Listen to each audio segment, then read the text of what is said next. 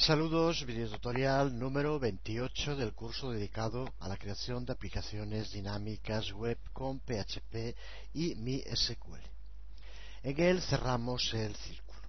Vamos a ver cómo podemos insertar datos en una base de datos desde la web mediante el uso de PHP. Con ello tenemos los fundamentos básicos para la creación de aplicaciones dinámicas web tratados en el curso. Finalizamos pues la primera parte del curso y en el próximo videotutorial empezaremos la segunda, eminentemente práctica, en la que aplicaremos todos estos fundamentos en la creación de varias aplicaciones web completas y funcionales. Será a partir del próximo videotutorial, pero antes vemos, como decíamos, el modo de insertar nuevos datos dentro de la base de datos, que es muy parecido a lo que hicimos para recuperar datos. Porque para hacerlo vamos a tener que seguir los mismos pasos básicos que hicimos en el anterior videotutorial. Hacer una conexión a la base de datos, enviar una consulta y comprobar los resultados. En este caso, cuando hablamos de consulta, nos referimos al término query, que se utiliza en inglés, y no es una consulta en el sentido que la entendemos en castellano, sino una petición, en este caso una petición para insertar datos. Por eso, en lugar de usar select, como hacíamos en el videotutorial anterior, para que seleccionara determinados datos de la base de datos, vamos a utilizar insert, para que la petición lo que hace es pedirle que inserte, que añada datos en esa base de datos. Aunque es algo muy similar, por tanto, pero tiene también sus diferencias, desde luego. Y vamos a verlo, por lo tanto, en un ejemplo concreto. Y empezamos de nuevo con el formulario básico en HTML para incluir nuevos libros dentro de la base de datos, como vemos aquí. Muy similar a los que ya utilizamos en anteriores ocasiones, aquí con 4 campos, en cada uno de ellos de inserción de texto, como puedes ver, y incluiremos el ISBN, autor, título y precio, y posteriormente pues un botón para añadir. Vemos el código, aquí lo tienes. De nuevo observa como en el formulario lo que indicamos en form action es que llame a una página PHP, que en este caso es insertar libro PHP, que será donde incluyamos el código para llevar a cabo la petición de inserción en la base de datos MySQL con método post, y después posiblemente, como hicimos en otros casos, utilizamos con una tabla incluyendo en cada una un input de texto, de entrada de texto, el nombre que después utilizaremos como variable en PHP. ISBN, autor, título y precio.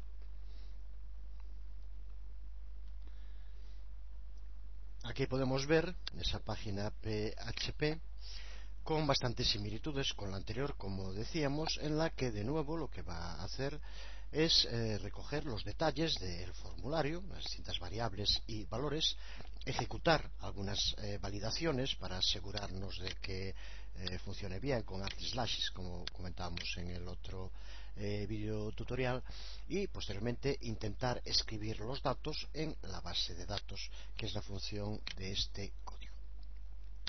Si desde la parte superior comparas el código con el anterior, observa cómo tiene muchas similitudes. Empezamos llevando a cabo una comprobación de nuevo, con el uso de un condicional, de que se haya introducido información en cada una de las cuatro variables que es necesario introducirlo. Si no fuera así, dará un mensaje de error indicando que no se han introducido todos los detalles, que se vuelva a hacer. De nuevo, aunque creo que ya se empezará a hacer repetitivo aquí, esto recuerda que simplemente es el nombre de cada una de las variables que tenemos en el formulario. Como ves, es una mecánica siempre igual, que después de haberlo hecho unas cuantas veces incluso se vuelve muy repetitiva, y delante la exclamación hacia abajo, que significa si no la variable ISBN o cualquiera de las variables, significa que alguno tiene el campo en blanco, no la ha creado, y por lo tanto nos dará error.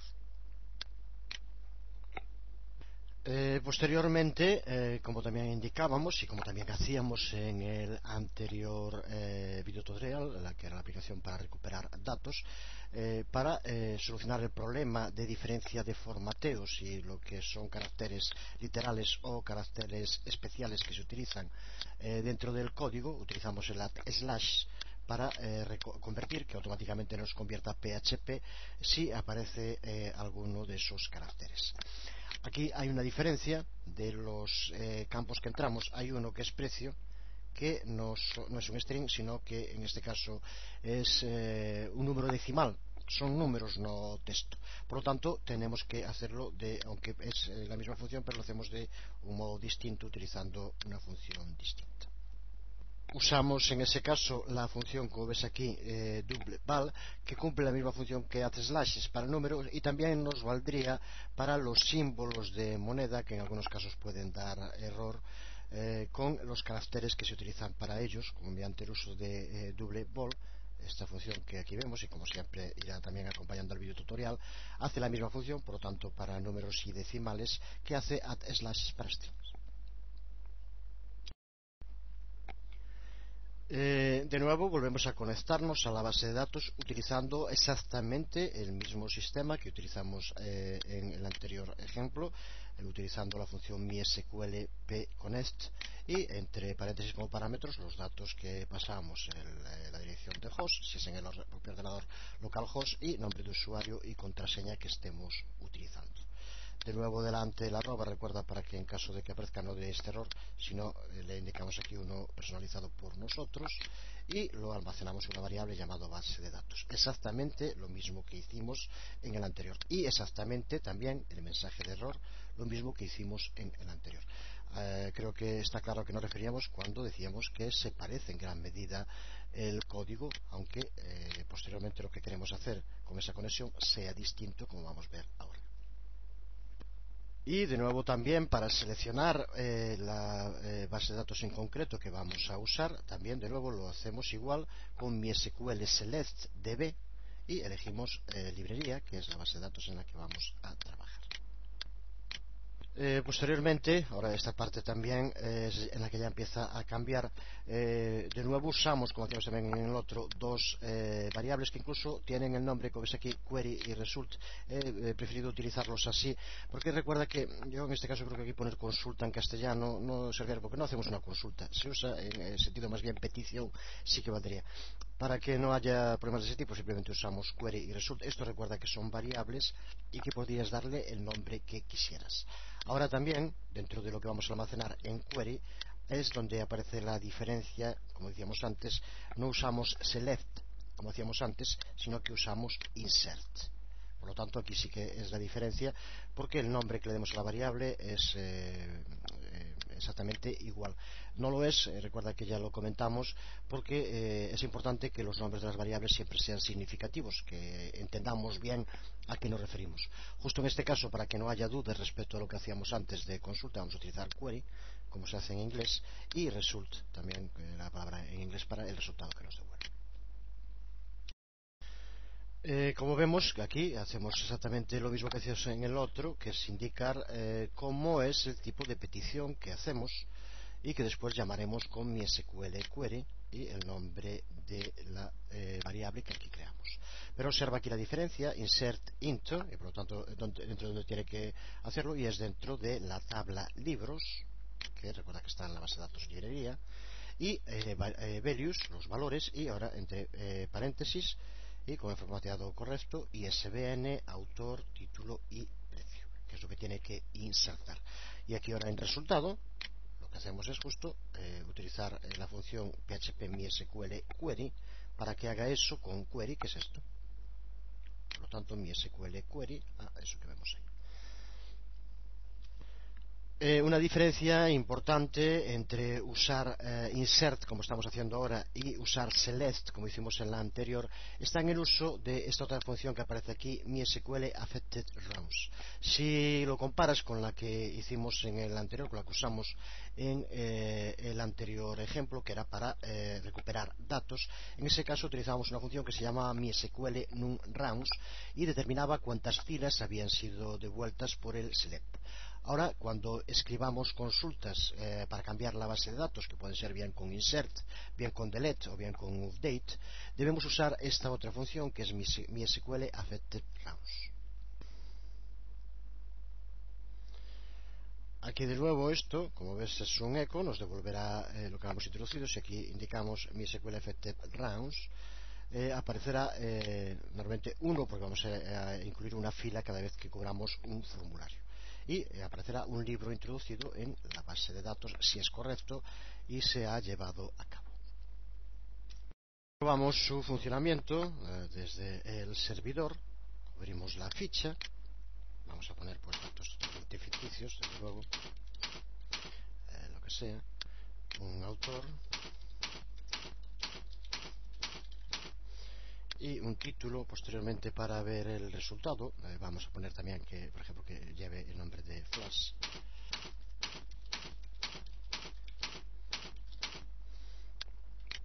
Y un precio. A pulsar sobre añadir se llama a la página PHP que lleva a cabo todo el proceso.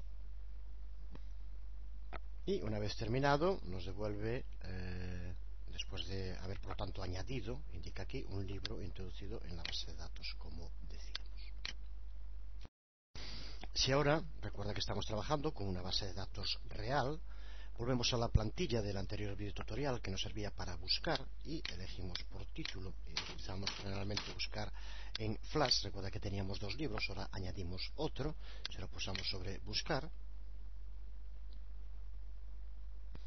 Vemos los resultados que nos devuelve también el que hemos añadido ahora con todos los nuevos datos y por lo tanto ya tendríamos totalmente funcional una aplicación web que recuerda que echándole un poco de imaginación y trabajo podrías readaptar pues prácticamente para cualquier trabajo que quieras llevar a cabo. Por lo tanto, no es ninguna exageración decir que ya tienes que tener los conocimientos necesarios para crear tus propias aplicaciones web, que recuerda de nuevo que cuando hablamos de código abierto nunca se crean aplicaciones de cero, están justo las que ya están creadas para que sepamos reutilizarlas. Por tanto, con esto hemos cubierto lo básico sobre cómo usar bases de datos desde PHP, pero existen desde luego muchas otras funciones y ahora veremos brevemente algunas de ellas, funciones útiles y de las que aún no hemos hablado. Así, por ejemplo, si tenemos problemas de memoria mientras ejecutamos código, podemos utilizar esta función MySQL Free Result que tiene como efecto liberar la memoria usada para almacenar los resultados. Obviamente no queremos usarla hasta después de haber acabado de trabajar con el resultado. Recuerda que creamos la variable a la que llamamos result, por ejemplo, la podemos utilizar cuando quisiéramos liberar la memoria ocupada por esos resultados que nos devolvió, pues indicando MySQL Free Result y en este caso a la variable que sería results, que recuerda que utilizábamos antes. Bueno, que era result en ese caso. Otras dos funciones importantes y que puede que queramos utilizar en PHP son para crear desde el propio PHP bases de datos o para eliminar bases de datos. Tenemos aquí las dos funciones, MySQL create DB para crear una base de datos o MySQL drop DB para eliminar una base de datos. Observa que como parámetros hay que pasarle un string, que es el nombre que queremos darle a la base de datos, y con esto ya sería suficiente, pero podemos también indicar, por eso pone aquí opcional, entre corchetes, la conexión a la base de datos. Recuerda que si ya tenemos hecha una conexión, como vimos en los anteriores videotutoriales, no sería necesario, pero podríamos indicar en cualquier momento qué conexión queremos que use. Para eliminar una base de datos, la sintaxis, como puedes ver, es exactamente la misma, cambiando el nombre de la función, pero también dando el nombre de la base de datos que queremos borrar. Recuerda que esto elimina la base de datos, por lo tanto, úsalo con cuidado. Y también podemos opcionalmente indicar la conexión. Por tanto, recuerda que en su forma más sencilla podríamos utilizar dentro de PHP para crear una base de datos. MySQL cree base de datos, pues, librería 2. Y con esto nos crearía, de momento vacía desde luego, una base de datos con el nombre librería 2. Y lo mismo, esto desde luego no lo compruebes si aquí ponemos MySQL drop db librería y estuviéramos conectados, nos eliminaría la base de datos librería que tenemos en nuestra base de datos MySQL.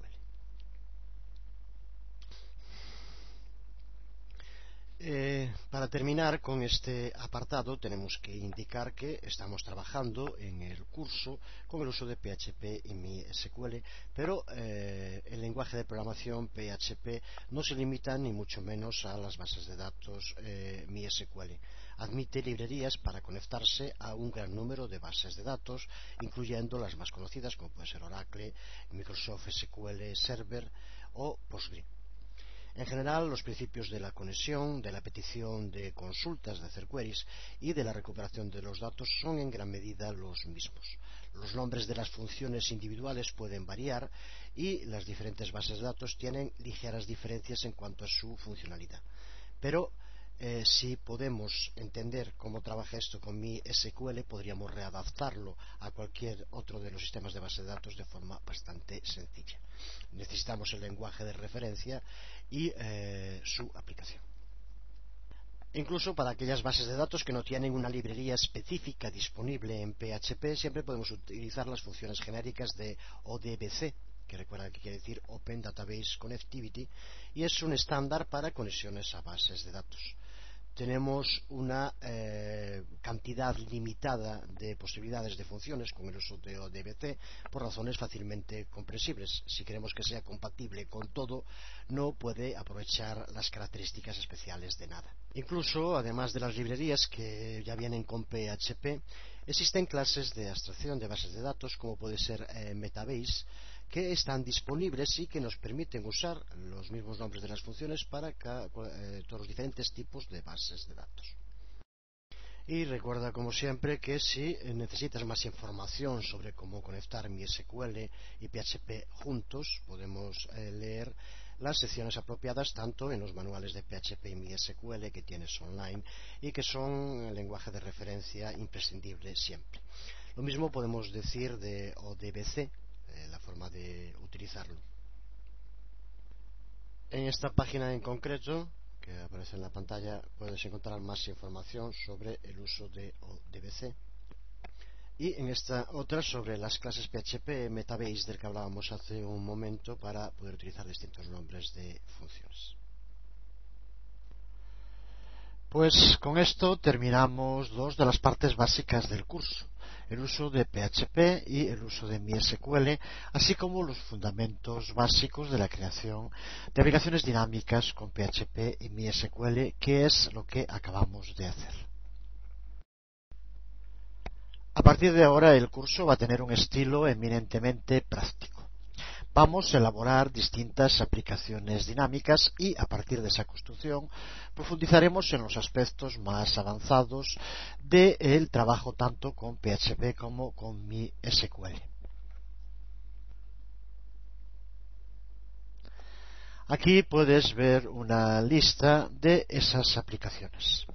Empezaremos con dos apartados más teóricos, uno para ver la estructura general en la creación de cualquier gran proyecto web y en un segundo veremos los distintos sistemas para depurar los proyectos de construcción de aplicaciones dinámicas web. A partir de ahí crearemos 6 proyectos de aplicación dinámica web que puedes ver en la lista. Un sistema de personalización y construcción en la autentificación de usuarios, la construcción de un carrito de compra, un sistema de manejo de contenidos, un sistema de emails a través de la web, un sistema de lista de correos y unos foros para la web. No vamos ahora a detenernos en explicar en detalle cada uno. Tiempo habrá para ello, pero simplemente vamos a ver a grandes rasgos los contenidos. Empezaremos, como decíamos, viendo cómo se lleva a cabo la planificación y ejecución de un proyecto complejo de aplicaciones para la web. Veremos los distintos usos del código, los prototipos y la optimización. Serán estos, entre otros, muchos de los temas que trataremos en este primer apartado. El segundo lo dedicaremos a la depuración de los proyectos, analizando los distintos tipos de errores que pueden producirse, desde errores de programación, sintaxis, ejecución, lectura desde la base de datos, y veremos también las distintas soluciones posibles. En el tercero, con la construcción ya de una aplicación dinámica, veremos cómo autentificar a los usuarios. Trataremos temas como qué son y para qué sirven las sesiones, qué son las cookies, cómo usarlas, y crearemos también una sesión usando marcadores y registros. Construiremos también un carrito de compras, un servicio de e-commerce con catálogos, seguimiento de compras, administración, diferentes listados de productos, en fin, todo lo necesario para poner un sistema de ventas online. Construimos también un sistema de manejo de contenido similar a lo que se conoce como weblogs, y en él veremos cómo crear y editar contenidos, cómo incluir archivos, cómo poder facilitar la participación de los usuarios, cómo usar imágenes y otros muchos temas. Seguiremos con la creación de un auténtico sistema de webmail. Veremos su arquitectura, modos de identificarse, configuración de cuentas, crear, modificar y borrar cuentas y el uso de ese webmail. Haremos lo mismo para una lista de correo y terminaremos creando un foro para la web completo. En todos los casos, la elaboración de las aplicaciones partirá de un proyecto de análisis previo, tratando de determinar qué queremos construir, cómo lo queremos hacer y qué vamos a necesitar para poder hacerlo. Hecho esto, elaboraremos un esquema de las partes necesarias para su elaboración. Diseño de las plantillas y formularios HTML, diseño de la base o bases de datos y elaboración de los scripts PHP. Se trata, como puedes ver, de un proceso complejo para el que necesitas tener bien asimilado todos los conceptos que hemos visto en el curso hasta ahora. ¿Cuánto queda del curso? Pues es difícil determinarlo en detalle, llevamos aproximadamente la mitad.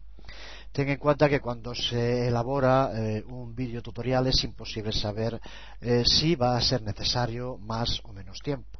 A esto hay que añadir que hay videotutoriales que duran media hora y otros que duran casi hora y media, lo que sería por lo tanto un videotutorial que hace por 3. Así que va a depender de muchas cosas. Yo creo que nos puede llevar perfectamente esta parte que queda otros aproximadamente 30 videotutoriales. Esperaremos poder hacerlo del modo más claro sin que se haga demasiado farragoso, pero ten en cuenta que son ya conceptos de una complejidad considerable y como creo que ya lo dije alguna otra vez, como decía el poeta Pessoa, no se puede explicar de forma simple lo que es complejo. Lo intentaremos de todos modos. Y para algún email que recibí, pues simplemente menos prisas y recordar que creo que es importante tener ese espíritu de qué aporto yo a los demás, más que esperar a ver los demás lo que están haciendo por mí. No me gusta nada lo que se denomina en el mundo de la web los lammers, y que en castellano serían los chupones, porque es la típica gente que nunca está dispuesta a dar nada y después se cree que todos se miden en la vida por ese espíritu mezquino que tienen ellos. Así que seguiremos, esto para nosotros es ideología, lo que nos mueve. Muy pronto el próximo video tutorial.